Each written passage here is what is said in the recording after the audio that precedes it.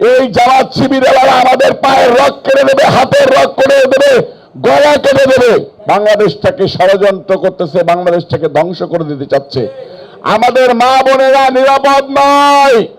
কালকে দেখেছেন একটা মাদ্রাসায় পরীক্ষা চলতেছে, সেই পরীক্ষার ভিতরে এই গুপ্তরা যেভাবে দৌড় ঝাঁপ করে লাঠি সুটা নিয়ে সমাবেশে যাচ্ছে, মেয়েরা ভয়ে বাড়ি পালিয়ে যাচ্ছে পরীক্ষা না দিয়ে। 2 দিন পরে দেখবেন, এই যে দেখেন না বিভিন্ন সময় মাদ্রাসার ভিতরে মেয়েকে সাইডে ডেকে নিয়ে বাজে কাজ করে, এরা কিন্তু সেই জামাত শিবির। এরা 2 দিন পরে আমাদের মা বোনদেরকে ভোগের পণ্য করবে। আমাদের মা বোনের ইজ্জতের অভিযোগ করতে হবে। 12 তারিখ এই গুপ্ত সংগঠনকে মাটির সাথে মিশিয়ে দিতে হবে। ভোটের মধ্য দিয়ে আমাদেরকে জয়যুক্ত করতে হবে। আমরা হাসিনার আমলে ভয় পেতাম, দিনের ভোট রাতে করে ফেলেছে প্রশাসনের মধ্য দিয়ে। আমরা হাসিনার আমল পার করতে পারি নাই। 5 তারিখে হয়তো যুদ্ধ করে, লড়াই করে, সংগ্রাম করে হাসিনাকে বিদায় করেছি, কিন্তু পলিসি আমরা পার করতে পারি নাই। আমরা এখনো দ্বিধাদ্বন্দ্বে ভুগতেছি।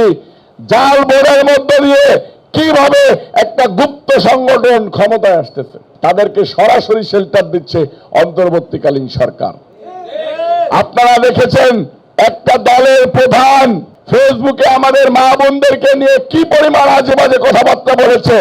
সেই আইডি হ্যাক হয়েছে, সেটাকে এস্টাবলিশ করার জন্য একজন নিরীহ লোককে ধরে নিয়ে গায়েবী মামলায় দিল। আমরা আগে গায়েবী মামলা খাইছিলাম, ঠিক একই স্টাইলে গায়েবী মামলা দিল। 36 ঘন্টার ভিতরে তাকে হাজির করলো না, কোনো তথ্য প্রমাণ নাই। 36 ঘন্টার ভিতরে তথ্য প্রমাণ ম্যাকিং করে তাকে জেলখানায় ভরে দিল। আমাদেরকে বাঁচতে হবে, লড়তে হবে। 12 তারিখে ভোট কেন্দ্রে পাহারা দিতে হবে।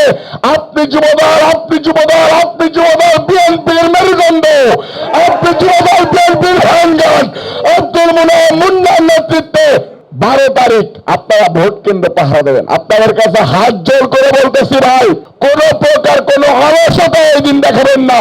কোনোভাবেই বলবেন না আমার একটু কাজ আছে আমি সেরে আসি। যদি ওইখানে কোনো বিশৃঙ্খলা না হয়, ওইখানে যদি কোনো কারচুপি নাও হয়, তারপরেও আপনি বসে থাকবেন, কারণ ও কারচুপি করবে না আপনাকে দেখে। আপনি চলে যাবেন আর কারচুপি শুরু করবে, ঠিক কিনা? আপনারা 12 তারিখ ভোট কেন্দ্রে পাহারা দিয়ে যখন ভোটগুলো শেষ হবে তখন বাসায় চলে আসবেন, ডিক্লেয়ার হওয়ার পরে। তার আগে আপনারা কেউ আসবেন না। আপনাদের প্রার্থীকে আপনারা যদি জিতাইতে না পারেন, এই জামাত শিবিরেরা আমাদের পায়ের রক কেটে দেবে, হাতের রক কেটে দেবে, গলা কেটে দেবে। এই জামাত শিবিরকে পাকিস্তানের সাথে একত্রিত হয়ে যাবে, দেশটা ধ্বংস হয়ে যাবে।